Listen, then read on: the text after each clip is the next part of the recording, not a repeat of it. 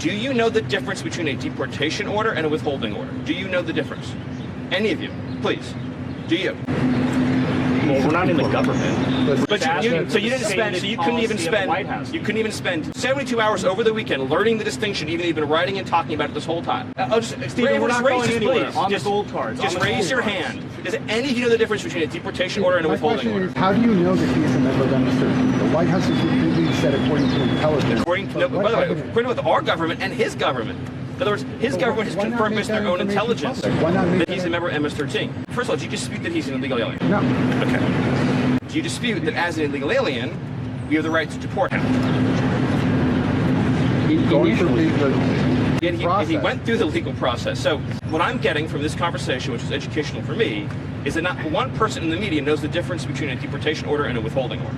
Is that a fair statement? You're learning about this all for the first time right now? I guess so. Okay. So the deportation order means the judge has said he must be deported from the country. He has no right to remain here any longer. He must be removed from the country. So his only options are to be deported to his home country or another country. That's it. There's no other option. He doesn't get to stay here. He doesn't get to live here. He has no future here. He has no right to be here. He's an illegal alien. So when you keep saying return, because you've been spun up by the open borders advocates, you all seem to be operating under the illusion that he would be able to come to the United States and just continue to live here illegally. That's not an option available to him. His only choices in life are to live in El Salvador or to live in another country. That's it. There's no other option, legally or otherwise, because he came to our country illegally. Do you understand that? Stephen, can I ask, as a matter of policy, does the administration believe that immigration judges, because they're under DOJ, that their orders can be overruled by what the administration wants? Is that a general matter of policy? Well, actually, so specifically, is the Attorney General has authority to overrule the immigration courts, and that's actually by statute, yes. Removals of El Salvadorians to El Salvador. And without, what evidence did you provide that they were removed? Okay, so we seem to be confused about this.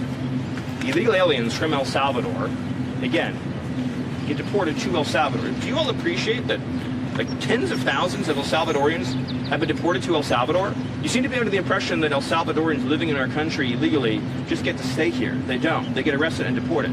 Then the fact that they're MS-13 just was an extra priority on our deporting them. But we would deport someone to El Salvador regardless of whether or not they were MS-13 if they were here illegally. That's just an extra, because of the priority on public safety threats, we're emphasizing the removals of gang members, in this case, foreign terrorist organization gang members. But as to your other question, they went through all of the due process, as you would call it, that is required by law.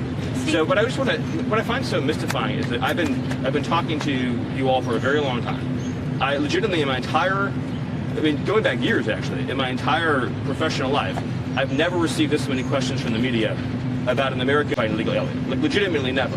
And all of you who are enjoying your lives and doing quite well, if you had children and you were living near any of these people, you would move away immediately. You would call the police immediately. You would call us and ask us to make you and your family safer immediately. Whether illegal aliens that we all agree are illegal aliens should get 1 million days in court and 1 million trials and 1 million this and 1 million that. There's 15 million illegal aliens that violate into the country. If every one of them got the trial that you're asking for, it would take us centuries to remove them. Centuries. We've been talking about this in 300-400 years. Their great-great-great-grandchildren would be the ones representing them in court. That's how long it would take. Illegal aliens who come to our country have to be removed, and they have to be removed quickly, and that is an essential component of having something that we like to call a country.